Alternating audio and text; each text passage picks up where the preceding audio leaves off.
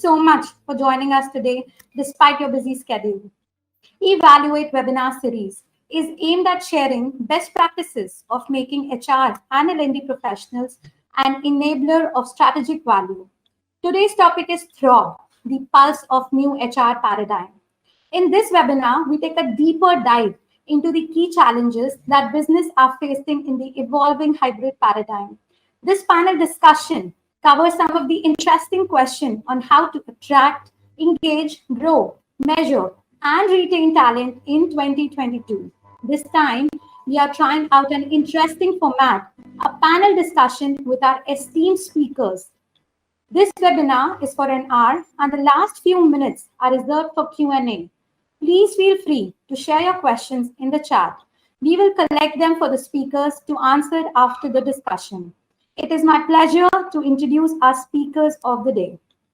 With 25 years of experience in HR operations, change management, leadership, learning and development, and organization development, we have Annapurna with us today, who is the head HR and admin, Fime India Pvt Limited. She's a recipient of many recognitions, including the 20 top most impactful HR leaders given at 3rd edition of tHRob Vision and Innovation Summit and Awards 2022. Hearty welcome, Annapurna. Thank you very much. Thank you, Kanipriya. Thank you. And then I'll introduce Sindhu, a management consultant turned entrepreneur. Sindhu is the director of Ignite, Akademi, and Sarva Happiness. Having lead business IT and CRM programs across the globe with GE, Infosys, Nestle, Cognizant, New Look retailers in India and United Kingdom, she now works with organizations to enhance their people effectiveness. Her companies work in the arena of leadership, team building, culture building, employee and customer engagement. She's an avid Toastmaster, a visiting faculty with various educational institutions, a speaker, dancer, and a poetess. Welcome, Sindhu. Thank you, Kanipriya. Thank you, IIHT. It's wonderful to be here. And hi, Annapurna. Hi, Sahil. Hi. Hi, Sahil. Great to have you. So, a certified NLP, MBTI, and design thinking practitioner and the senior associate director at KPMG, Sahil Nayar shoulders the responsibility of leading the people function for the delivery center at KPMG in India. His role involves working closely with the organization's leadership to drive next-gen practices. Building an employer brand, leading and engaging high-performing teams are his forte. Welcome, Sahil. So we'll start with you, Annapurna. May I ask you the first question? Go ahead. Sure. So the question is, in the war for talent today, what are the innovative processes and policies that organizations are using to attract top talent? Okay, interesting question, because I think I'm also looking for some good answers in this, because when we are hiring, when we are trying to get people from different sources, I think every day is becoming a challenge. And I don't feel, or I don't see that whatever we have practiced back years together is working. So every day there is a new challenge. Every day there is something that we have to, innovate. That's my first take. Second is, I don't feel that we need to treat all the talent what we wanted to get into the organization in one particular way, or there is one super success formula for it. So as a talent acquisition manager, what we need to do is, first of all, peel the whole thing. What is the current size or the current numbers you wanted to bring the talent inside? Whether it's a fresh talent, whether it's an experienced talent, whether it's a very niche talent. So please, I will tell that it's time for us to step back, take a pause, analyze your requirement, and do not always see something getting from outside all the time. There would be something very interesting and existing inside, because that is what I have done in my organization. I would rather, I may not be able to get things from outside, but what else I could do from within the people inside, whether I could cross skill them, whether I could change their roles, whether I could do something with those things so that I could give them different roles and, upskill them and then put into those projects and things like that. And if I wanted some fresh talent, how do I keep the fresh talent? Fresh talent or freshers, we cannot expect much because they are not ready. They will, and do not get with that mindset that they will be quick cakes for you to do work and things like that. You need to have a strategy in that hiring. Completely they're telling that, hey, it won't work now. I know it, I need to give some 6 months to 1 year time. So let me be very patient with that talent. So we need to have something there. And then lateral hires, where do you really want it to bring? Because lateral hires are going to be costly. Definitely the market is so much up. So again, do you want to use some specialists for certain projects? Do you want to bring some gig workforce? Do you want to bring some consulting approach, or do you want to subcontract a part of the work or something like that? Please think broad. And from past 2 years, it's becoming more inevitable for us to see business in a very different way, see talent in a very different way, and also to manage this talent pipeline for us, or for the continuous business outflow. We need to really step back and then make some strategies differently. Like I said, for freshers talent, for lateral talent, for any specialized talent, or for internal people and things like that, give opportunities. And my one biggest take is try to give more opportunities for the internal people. It becomes very easy for you to grow them, make their careers, and also see that they take the responsibility and they're with you. So that's something which I could say. And I don't feel that there is one super success formula anywhere over here for all of us. Let's not be into the dreamline that, if I get this guy or do something magic, the magic wand will never work. It has never worked also. So better is be closer to the business managers, understand what it requires for us to do. And the biggest thing is not to panic. There is attrition which is going to happen. As a talent acquisition manager or a HR or a CHR or whatever it is, if you panic, nothing is going to happen. Just take that. It's going on. We are all a part of it. Could we have done something to not to happen? Then there are lessons learned. And supposing there are nothing that we could have done at this point of time to retain this talent, let go. We have to let go. We cannot keep it. It's not in our position. So it is always a let go. But what could I really do to keep the others? That's one thing. Why have people been there with me? And what they can do for you? Ask these two questions. And then you'll get lots of answers. And then I think we'll be in a better position to have the talent and address the talent needs. Thank you, Kanu. As we go ahead, we'll have so many more thoughts. Yeah, it's very, very valid, and I absolutely agree with you. So I would like to bounce off the same question to Sahil. Sahil, do you want to say something on this? So I'm going to request you to repeat the question one more time, if you don't mind, and I'll be happy to share my perspective. I know Anup has shared a lot of details.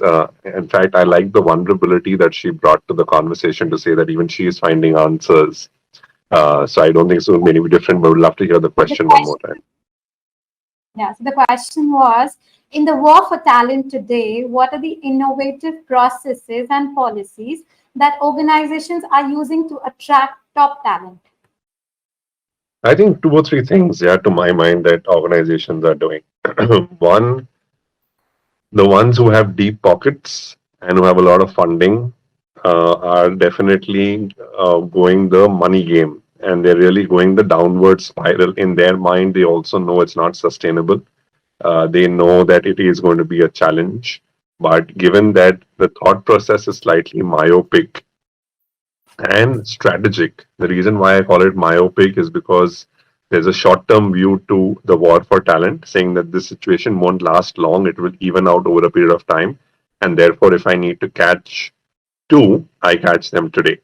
The second part to it is also strategic, to say, if I want to attack competition and I know there is a war for top talent, I know I may not succeed as much if I get the person on board, but I'll succeed more if the other person doesn't go somewhere else, right? And therefore, the one big bait that a lot of millennials, top talent, niche talent are falling for is compensation, because they are saying, while the sun is shining, let's really, get the money in the account.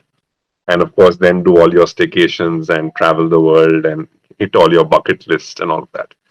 I think the second fundamental thing that people are doing, which of course I wouldn't call it innovative, but people are trying very hard to ensure that once you wooed a candidate, the candidate becomes an employee. And if it means the smallest of things through the entire life cycle, which means even buying out notice period or during the notice period, staying in touch with the family, trying to have various touch points in terms of goodies, in terms of all this song and dance. I think you've seen a lot of WhatsApp videos on a lighter note where you've been trying to attract candidates and keep them engaged and ensure they don't run away. I think the third thing to my mind is what I call as deep engagement, right? On a lot of platforms during COVID, you saw various organizations launch certifications. And I'm digressing a bit here, but I'll link the point in a minute. They launch certifications, and you see so many people who have their LinkedIn filled with certifications. But the moment you have a conversation with them, they don't know even the basics of what they call themselves as certified, right? Now, link this back to deep engagement. You offered someone a job, you offered the compensation the person expected. But the irony is, through that 2 months or 3 months, the person is using your offer to negotiate 5 other offers. And therefore, my CTC is not the last CTC that I am drawing in my organization. My CTC is the last offer that I have. And therefore, I think deep engagement is very, very critical to aligning people to their purpose, to aligning people to the kind of work that you do, to aligning people with the leaders they will work with, and getting them bought onto the vision a lot before they have joined, rather than they feeling distracted because today everybody is in a candy shop and you may have got one candy, but 5 other candies on the other side look more colorful, look more beautiful, and appear more tasty. So I'll leave it at that and hand it back to you. Thank you so much, Sahil. Thank you so much for such an insightful add-ons. So my next question is to Sindhu. So Sindhu, may I ask the next question with you? Yes, please. Employee engagement is misnomer for setting up a few fun activities and hoping the employees are engaged. What can organizations do to truly engage their workforce? What are the key drivers? Thank you, Kanupriya. I would like to answer that question by relating it to the previous question that you asked Annapurna and Sahil. We are at an age where, number one, the attention span is highly limited. Number two, there's an information overload. And number three, we as a generation of human beings seem to be very transient and satisfied at the surface level. What does that mean? So, like Sahil said, where compensation seems to be the driving force for the current workforce, nowadays you find companies trying to lure people to join them by shooting flashy videos, having come back to work programs, sending them gift hampers, and then flashing them all over social media. You see all this. While these are wonderful, good, sensitive gestures, sometimes we overdo it so much so that it appears as though you're just catering only to the surface level of the mindset. But employee engagement is more than that. If you ask me, an employee who is engaged has one very intrinsic trait, which I call it the sense of belonging. Any employee, for that matter, across any organization or domain has a huge sense of belonging. And what is sense of belonging? It's that feeling that enables the employee to think, this is my company, these are my people, this is my team, these are my customers, these are my products and services, these are my deliverables. So there's a huge link between sense of belonging and ownership. Unfortunately, what is happening these days is because we're the fast food generation and everything is had at our doorstep, at our fingertip. We just want to satisfy clients immediately. We want to deliver the project immediately, which means I need to get a handful of employees, ensure that they are in that project and that deliverable for that period of time. And then they move on to a different project. Therefore, they have a different manager and a different leader. So the onus transfers to that manager or leader. What we fail to understand is employee engagement does not start with fun. It actually starts more at the level of trust. How much trust am I creating with the employees? How much do employees believe me, trust me, agree that this is a great place to grow, believe that this is a conducive team to grow, believe that they're a part of a family called that particular team and organization? And sometimes we have conversations where people say, I'm conducting fun activities, I'm conducting lemon and spoon activities, and my employees are not engaged. They will not be engaged because we're still catering only at the surface level. It's high time we start thinking about going down to deeper levels and understanding, am I kindling inspiration? Am I kindling pride? Am I kindling the love to come to work? And most importantly, I, as an organization, am I kindling that sense of belonging? And only then can an employee be holistically engaged. Over to you. Very, very interesting insights. So what are your thoughts, Annapurna, on this? Would you like to shed some light on this? Interesting, very interesting. Sindhu has brought it very nicely, very aptly telling that the words like sense of belonging. And it's not easy to, to put that in place. It's a very hard thing. It's a very, it's a very delicate thing. How do we nurture this? How do we create that? And it becomes so very tough to create it. I just saw the last couple of days one one resignation mail floating around in LinkedIn. Dear Harsha or something, maza nahi aa raha hai. Kya hai? Maza nahi aa raha hai. What is that does that mean? It is not that creating lemon and spoon and rangoli activities. Not at all. That kick is not there. The josh is not there. I'm not able to connect. I'm not able to belong. I'm not able to be a part of it. I don't know. That the trust factor is going off down. The belief factor is going off down. That knitting is not there. Has COVID contributed to it? Very well, it has contributed to it.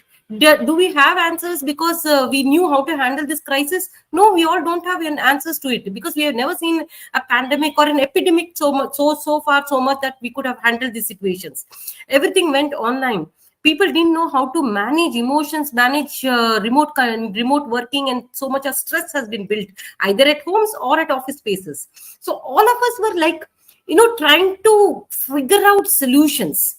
In the meantime, as we adjusted to the whole of this COVID pandemic and physical wellness and things like that, immediately this hit of, talent has come. Maybe because some openings have happened, maybe some investments have happened in India, whatsoever the big reason is, or we would have not envisaged much in ahead. So all this contributed for us to another jolt.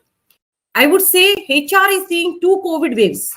One, the real COVID pandemic and the pandemic of the talent. How do we really work with this pandemic? What is really needed for this? And again, there are no answers. No, injections or no boosters are readily available for this also. We are all creating boosters for this. One upon other, and figuring out, okay, will this work? Will this not work? And not.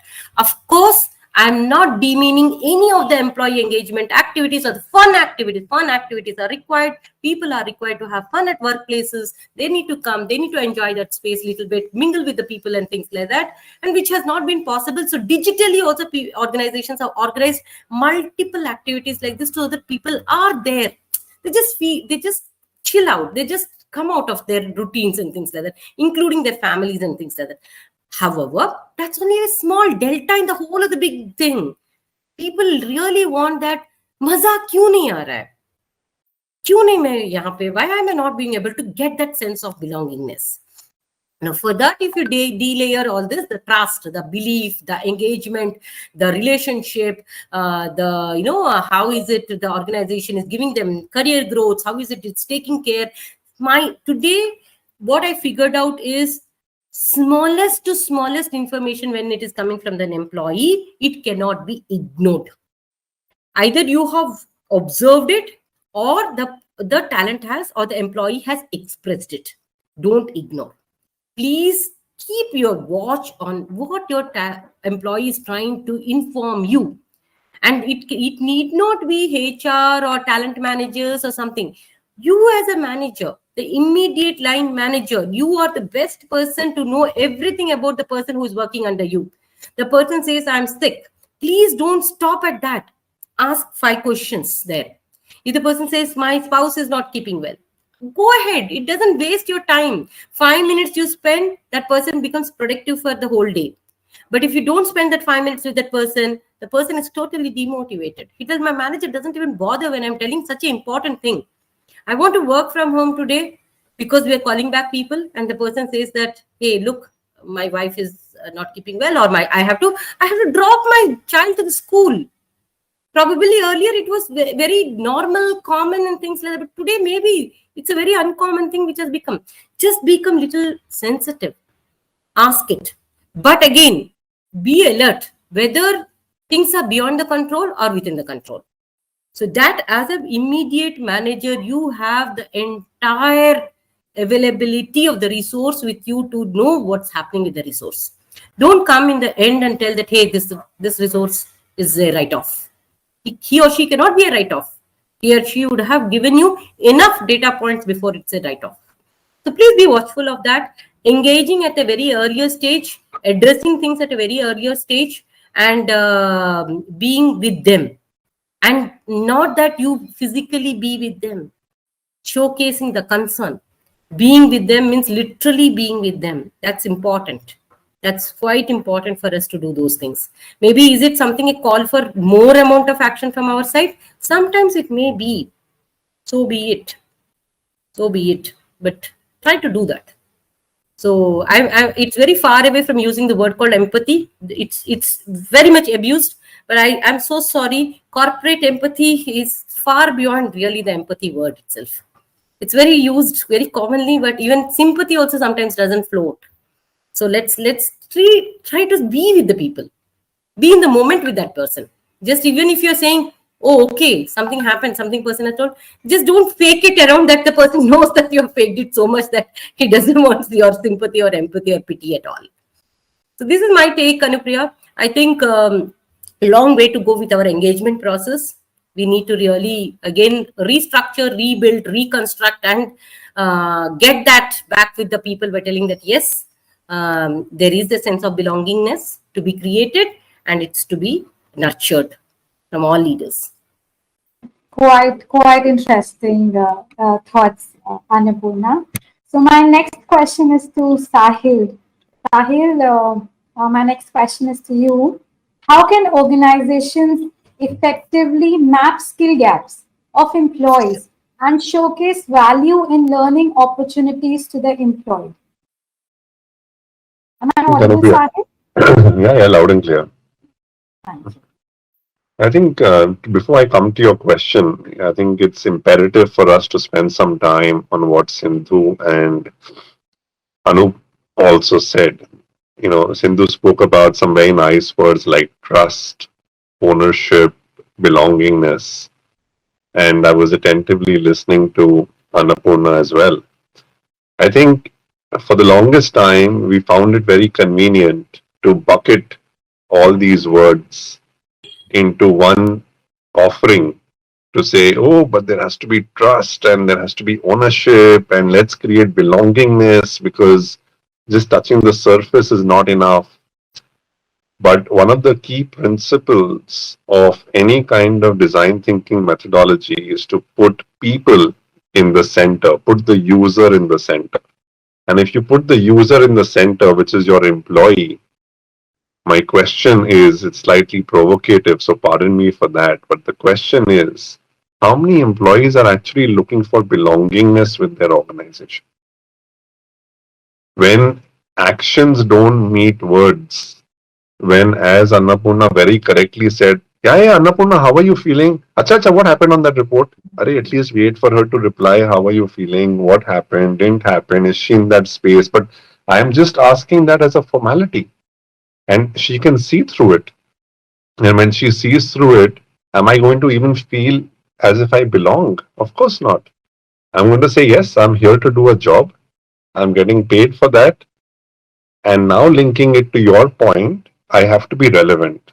My skills need to be in place, because if there is no immense amount of relationship, then all I need to do is be great at my task. Because you've learned this for the longest time, that people keep oscillating between high on relationship versus high on task, with relationships significantly going down.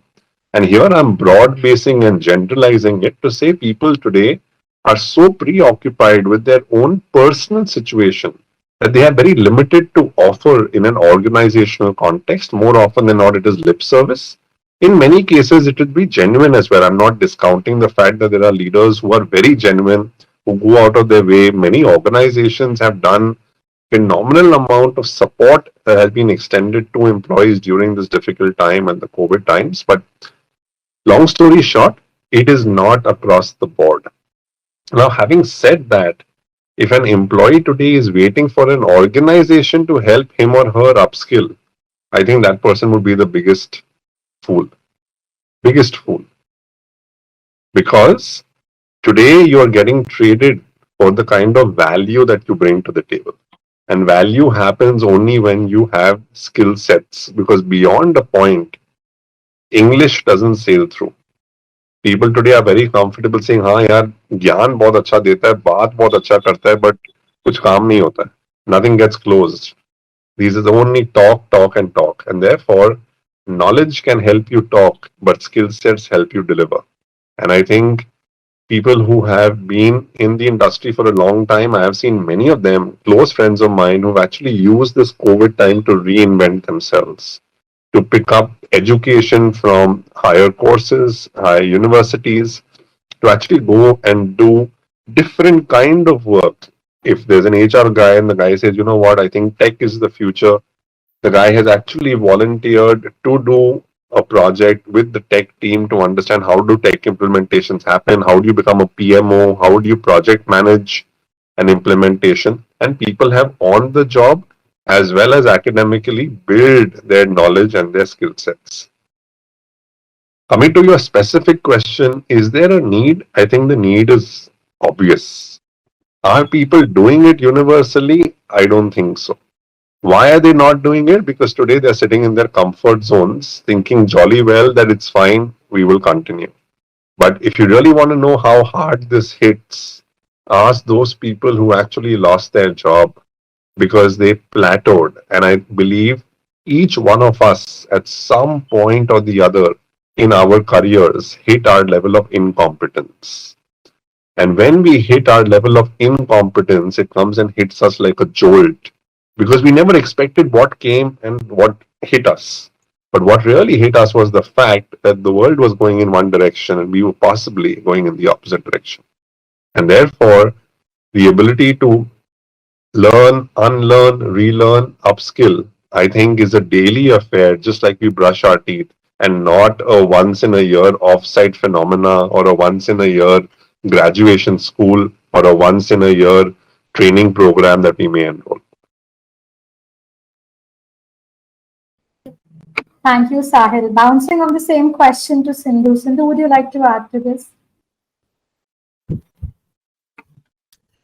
Yes, Kanupriya. So when I was, I'll probably use the storytelling methodology to explain this context. We talk about ownership, we talk about trust, we talk about accountability. Now, sometimes that can become trite with usage. If you look at 20 years back, probably our fathers, our grandfathers, at that particular point of time, organizations seldom use these kind of words because these were intrinsic to the way every person in the organization was responding to dynamic situations. So let me give you a small example of a small primary school teacher. 1 year back, when children had to begin their school life online, it was very difficult for both the parents as well as the schools to adapt to such sort of situation. So here was a primary school teacher who was teaching art to a group of children who were about 3.5 to 4 year olds. Okay. Now this teacher had a huge responsibility of keeping that age group engaged. So let's forget about trust, ownership, and accountability. Let's see what she did. Now, there were about 20 children on the screen, and the class was happening online, and she was trying to teach them how to draw. All of a sudden, there was one boy, let's call him Rohan, who started crying uncontrollably. Now, it was very embarrassing for the parent who was sitting, and the teacher also had to keep everyone engaged. So she started asking Rohan, why are you crying? And he wouldn't respond, and he was crying uncontrollably. After 5 minutes, the mother intervened and she said, there's something very disturbing. Rohan has been born with conjoined fingers. Okay, so these two fingers are conjoined, and unfortunately, he's not able to hold the pencil like the other children, and he feels embarrassed about it. Now, I'll just pause for 10 seconds for you. I'll just let you think about it. If you were the primary school teacher, what would you do? Would it be empathy? Would it be sympathy? Would it be responding? Would it be thinking on the spot? What would you do? And what this teacher did was, she said, okay, Rohan, don't worry. Rohan and I have magic fingers. So she immediately stuck both her fingers together like this on the screen. And she said, you know what, Rohan, both of us are blessed with magic fingers. I'll teach you how to hold the pencil. And she beautifully navigated through the screen. And he was just taken aback. And he was so happy to see someone who was just like him. And it seems over the next 45 minutes, he thoroughly enjoyed the art class. That every day he would start looking for the art class. Now, why are we talking about this primary school teacher here? She did not have time to think about, am I going to build trust? Am I going to show empathy? Am I going to show sympathy? What are my gestures going to mean? What's going to be my action? It was just simple presence of mind. And how does that presence of mind get built? Because you are able to see the person on the other side, not as an employee or as a team member or as a student, but as a human being who has his or her own feelings, emotions, thoughts, beliefs, aspirations, a family. And that is the crux towards employee engagement. How much are we able to transcend the barriers that a professional life draws around and look at the other person in a very humane manner, such that every action or word or gesture relates in a manner that we would want it to happen back to us. So when it comes to employee engagement initiatives, at the risk of repetition, though we may have a lot of fun activities that may just scratch the surface, how much are we able to relate to the human being in a person is very important to ensure that, number one, we do a service to that person. When I employ that person, I'm doing a service to that person by employing him or her.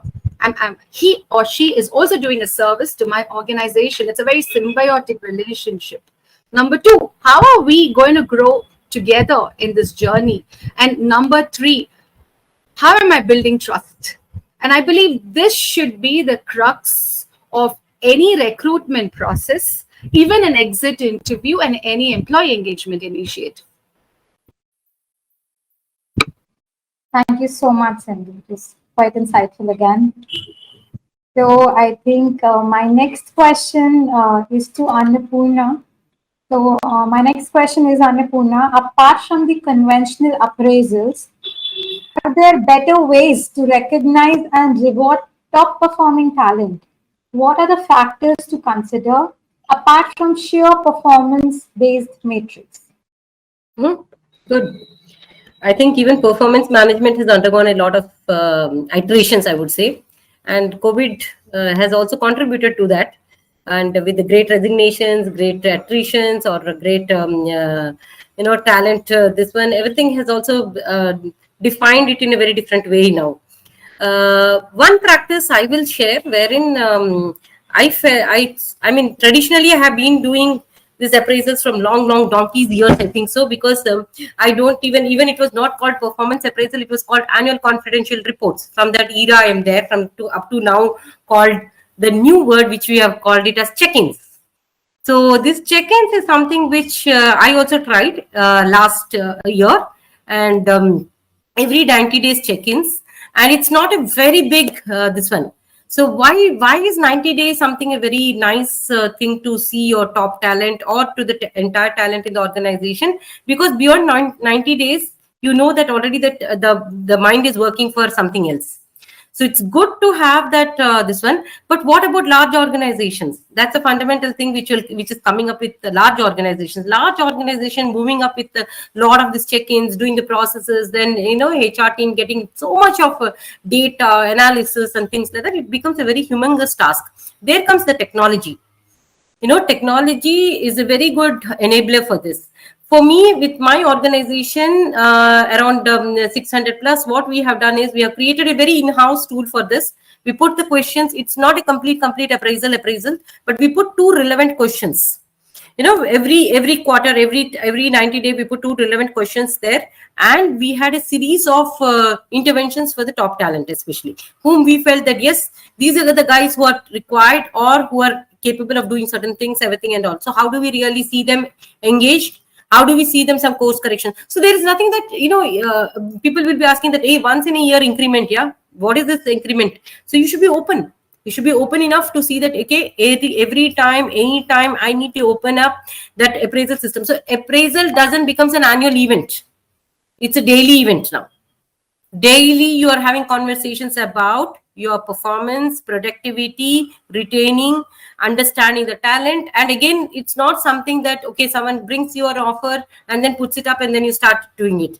Even before the thought comes up. And why is your top talent trying to see something else?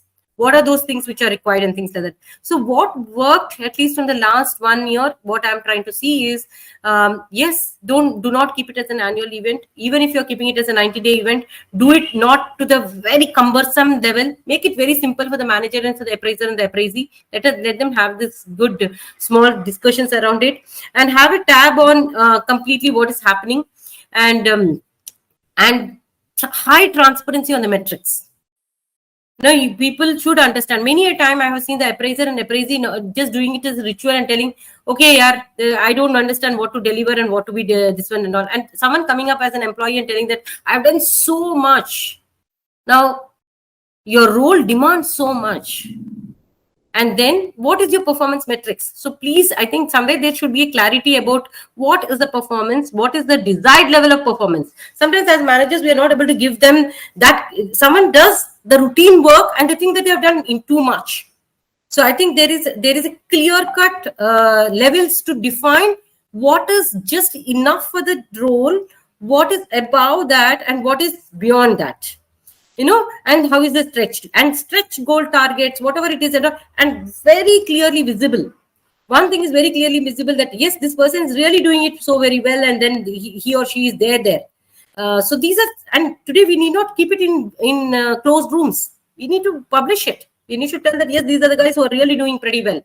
And that's why they're getting more and more rewarded and things like that. So this is also getting evolved, I would say. This process is also getting evolved. We are also testing a lot of tools and techniques over here. But having said that, I have seen that technology becomes a great enabler. And in the meantime, just not leave it to technology alone. Because again, it is appraisal. Again, it is sentiment. Again, it is something which man is required. Man's face is required. It's not that, okay, ticking off on the last day when we give them a ultimatum, but okay, tomorrow we need to finish off everything. That overnight, some manager sits and completes some 50 appraisals. Sorry, that's not the way we wanted it to be done. So, right. So conversations. We are not telling appraisals. I think it is more better to have conversations, better to have discussions, and better to have listening as a great skill, because here is where the people expect that whatever I'm saying, my manager is able to listen, my manager is able to give me honest feedback, which is very difficult. Most of the time, we give it sandwich feedback. We give, okay, you guys have done very well, you have really done very well, but no one is ready to hear that but. Just be honest.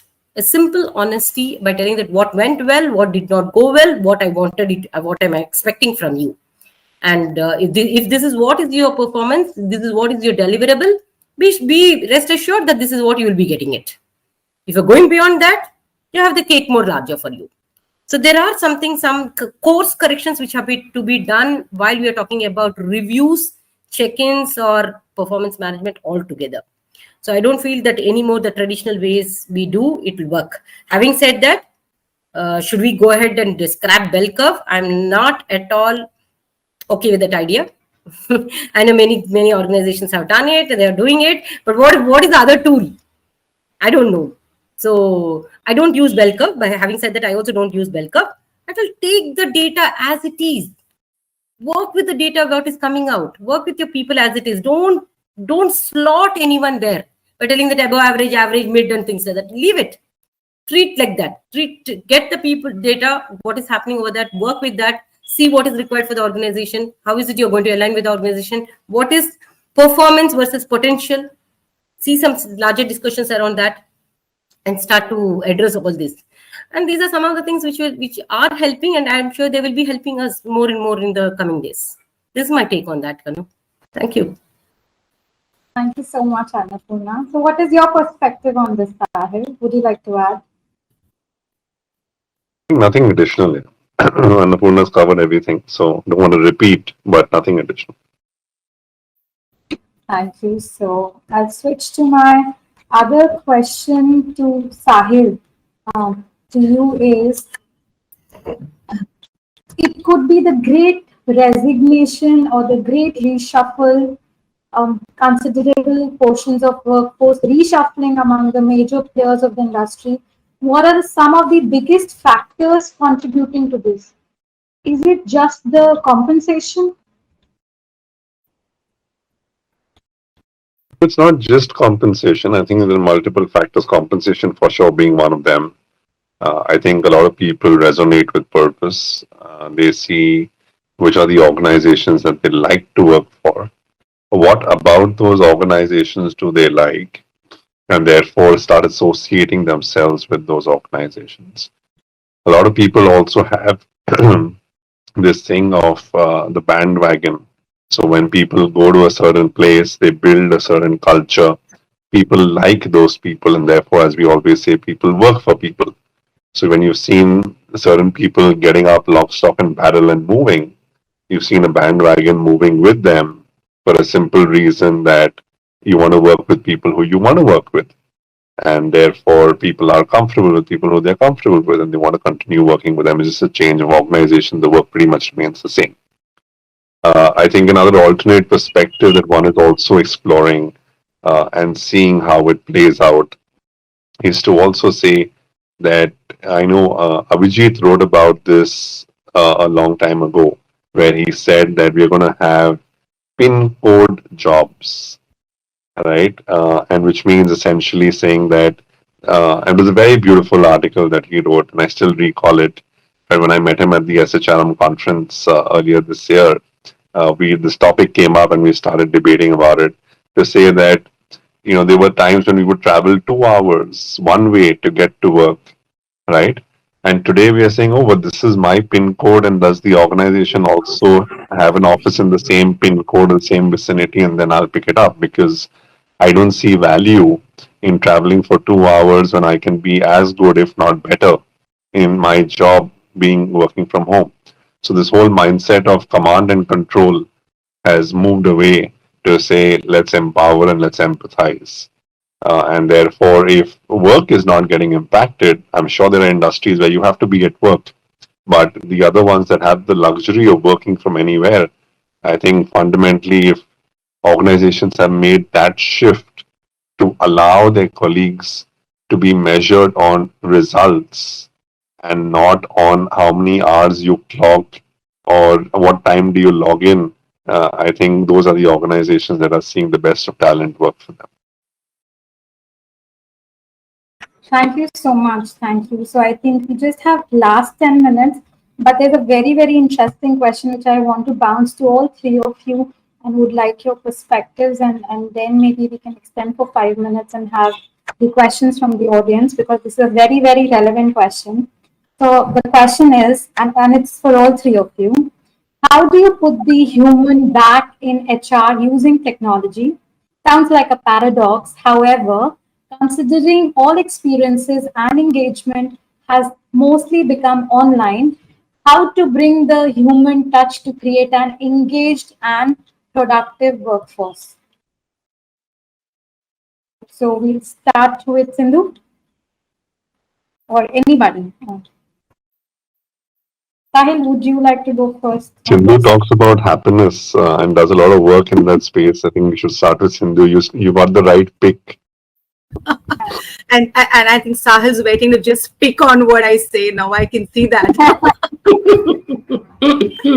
Right. Yes. So one of the works that we do in Sarva Happiness is to actually measure the happiness levels of employees. And this is a very right question, because we ran organization-wide survey last year, and we actually ran it through multiple organizations and multiple levels of leadership.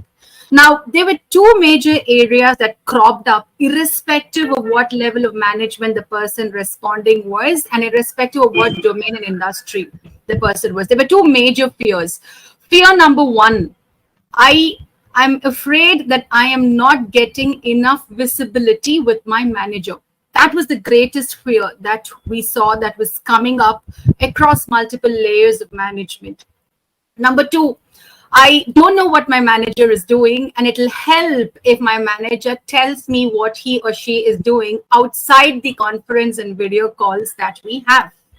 Now, we have video conferencing, we've got teleconferencing, we've got multiple outlets such as social media, we were constantly connected. Yet it is so paradoxical that people should talk about the fact that I'm not getting visibility, though we're connected 24/7. Now, where does that stem from? It's a huge amount of insecurity, and it stems from the fact that, like me, there are multiple people who are also connecting with my manager. So do I have to stay 24/7? There were people whom I know who would type emails in their draft and keep it and then shoot it out at 1 a.m. so that their manager would believe that that person is working. They would set their alarm clock on the mobile phones to say, send email. You know, that's the level of craziness that this insecurity has driven people. And you talk about technology and the human factor. Yes, technology is great. You leverage technology to be connected with people. But again, as I said earlier, how much of human sensitivity are we doing it? So if I had to receive an email at 1 a.m., I would probably tell that person, I don't want to receive emails at 1 a.m. I want you to take that 8 hours of sleep so that you're productive the next day. What's wrong with you? Instead, we are at a phase where we want to leverage technology and we just want to be connected 24/7. We want to be visible 24/7. We want to be seen within quotes being productive. So the way to bring in the human factor in technology is to step back. Do we actually need technology in every aspect of our work and our life? Can we do without technology in certain areas? For example, if I want to have a one-to-one, can I do it without technology? Can I just take that person out for coffee and talk to him or her? Do I actually have to do it via WhatsApp? Or number two, can I just pick up the phone call and speak with that person? Do I actually have to have everything automated? Let me give you another example. When we were running the survey for an organization, and I think there were about 800 employees in that organization, and we wanted to understand what are the happiness levels of the organization. There was an automated email that was sent by the HR to all the employees asking them to fill up a happiness form. And my team was sitting here wondering what's happening. We're not getting any responses. And at the end of the day, we got one response. So we had a call with the HR in that organization, and we asked them, what sort of email did you send out to people? Because we've just received one response. And so they gave us this tailor-made template, which went out from that HR email box. And even the signature, it was not personalized. It just said HR. So we customized an email and we told that person, send it from your email ID and sign it as yourself. And the moment she did that, in the next 60 minutes, we received about 135 responses. And at the end of the day, I think we had about 400 responses from the organization. So people are looking for personal connection. People want people to talk to them, to relate with them, to emote with them, to laugh, to cry, to cheer. I mean, they just want that human factor in them. And that is where we will have to leverage technology and see how can I be more human and connected with the person rather than automating everything. Because the crux of happiness is something that I always say, which Helen Keller says, the most beautiful things in life are those that cannot be seen or touched. They can only be felt with the heart. what feelings or emotions are we kindling with people around us such that it just makes them feel valued and stay on with the organization? Thank you so much. I really wanted to ask these two questions, same from Annapurna and Sahil, but there's one last question from the audience, and I would really want at least one of the audience questions to be taken. So this question is for Sahil. I'm reading out. Quoting your thoughts, that was make a candidate your employee from the time they get offered. How could we engage them more, keeping regular email, videos or goodies aside? What should be the talking points on call and what should be the right intervals when the candidate could be touched based upon? This question is to you, Sahil. Over to you. I think a very, very granular question, and I'm happy that people are getting to this level of transactional details because the devil is always in the details. I think for the longest time, you may find it very difficult, and you've done this where during the notice period, you get the performance manager or a business leader or an HR person to talk to the guy and do a catch up over coffee, virtual coffee, and all of that jazz, right? And the guy is thinking beyond the point. Hi, hello, how are you? What are you doing? How's life? Okay, you're serving a notice period. People find it difficult to talk. They just don't know what to talk beyond the point because ठीक है आएगा तो काम करेगा but जब तक नहीं आया है you're also constrained to saying how much can you disclose about the organization, how much you can't disclose, this, that, and the other. I think 3 or 4 things have worked very well. One, getting the person updated, which is information sharing about what is happening in the organization so the person feels involved. Number 2, taking the opinion of the person or suggestions from the individual of saying, if you were in here, I'm struggling with this or I'm thinking it in my head.